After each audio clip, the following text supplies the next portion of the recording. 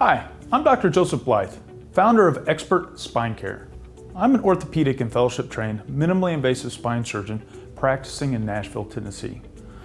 For those of you experiencing tingling, numbness, burning sensations, or radiating shooting pain in the neck, shoulders, or arms, this video will help explain common causes of such pain and the latest options for treatment.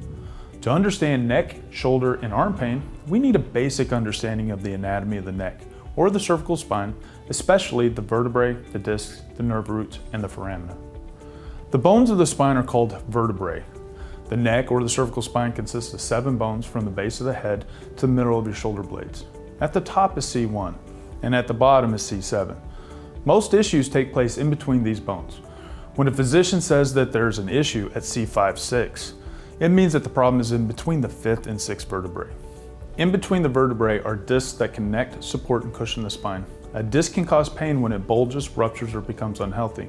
We will get to that in just a bit. Nerve roots are big pathways in the nervous system that connect the spinal cord to the nerves in the rest of the body. Nerve roots exit the spine in pairs in between the vertebrae through an opening called the foramina. When they become pinched or irritated, the nerve signals are not able to properly flow through them. When this happens, it can cause tingling, numbness, pain, or burning sensations in the neck, shoulders, and arms. These symptoms are known as cervical radiculopathy. A nerve root can become pinched in a number of different ways. If a disc changes shape or ruptures, the disc material can press against the nerve root. If the disc ruptures, it is known as a herniated disc, whereas if the disc remains intact, it is known as a bulging disc. A nerve root can also become pinched when a patient has degenerative disc disease. This can result in a disc becoming unhealthy and losing height. The loss of the disc height can greatly reduce the size of the foramina, the opening through which the nerve exits the spine. This narrowing is known as foraminal stenosis and can result in pressure on the nerve root. Bone spurs, also known as osteophytes, can also pinch or irritate the nerve roots. Diagnosis. I typically order x-rays and MRIs for patients who report symptoms that suggest the nerve is an issue. The x-rays give me a clear view of the vertebrae, while the MRI allows me to observe soft tissue. I may also order a CT scan to get another view of the vertebrae. Injections can be used to diagnose and confirm an issue. For example, if I think an issue is at C5-6 and an injection in that space reduces the symptoms, then that confirms to me the source of the pain. Treatments. Patients with nerve issues typically undergo 6 to 8 weeks of conservative care. This can include treatments like physical therapy, medication, or injections for pain or inflammation. If this fails to provide relief for the patient, then they may become a surgical candidate. When it comes to surgery, there are several options that are proven and effective at providing long-term relief. Anterior cervical discectomy and fusion, or ACDF, is a very common procedure. In this procedure, the spine is assessed from the front, or anteriorly, and the disc is removed and a titanium spacer is inserted into its place. A plate with screws may also be added. The space in the plate stabilizes the spine and allow the bones of the vertebrae to fuse or join together. This is a great option when a bulging or herniating disc is causing pain because it removes the disc material. Anterior cervical discectomies and fusions can also be performed on a single level or on several levels, often referred to as a multi-level. Total disc replacement. In total disc replacement, the disc is removed and replaced with an artificial disc. Total discs are kind of the equivalent of a total joint replacement, as in a total knee. It is typically used to preserve motion in younger patients. Because it is a joint preserving option, there's less risk of adjacent segment disease.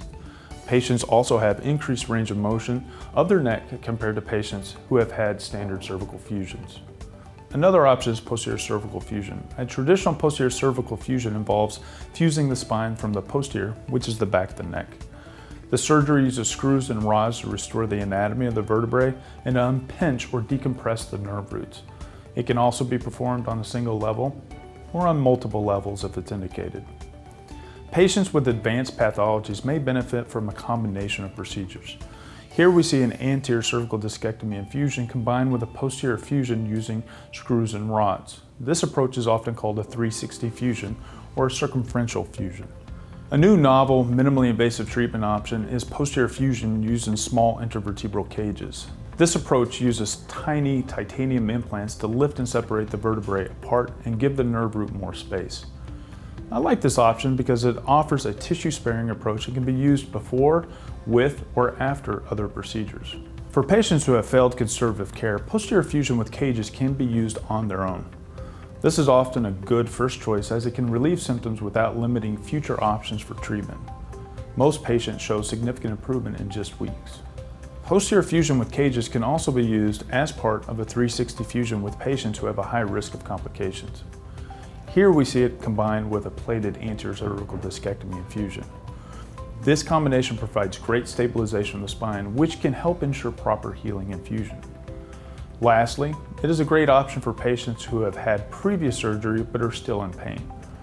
Here's an example of a patient with a non-union where the vertebrae failed to heal properly and fuse together, and the patient still has severe symptoms. Instead of redoing the anterior surgery, a posterior fusion with cages can be used to unpinch the nerve and allow the bones to fuse.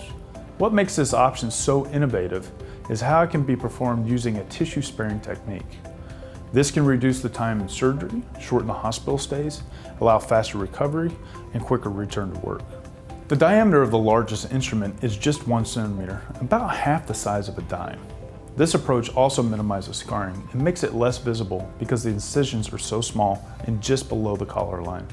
I'm proud to be the first surgeon in Nashville to offer this advanced treatment.